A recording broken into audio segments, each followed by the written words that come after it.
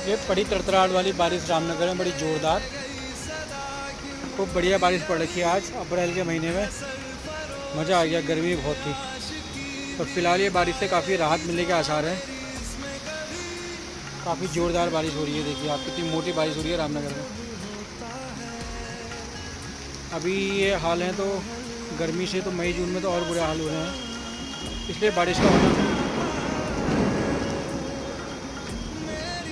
का होना बहुत ज़रूरी था।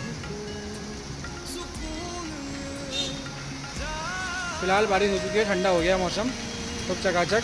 अब नींद अच्छी आएगी रात को, वरना गर्मी के मारे पसीना ही पसीना, नाइसिल पाउडर लगाना। ये हो रही है रामनगर में बहुत बढ़िया बारिश, खूब मोटी बारिश हो रही है आज। मज़ा आ गया बारिश में, काफ़ी दिन से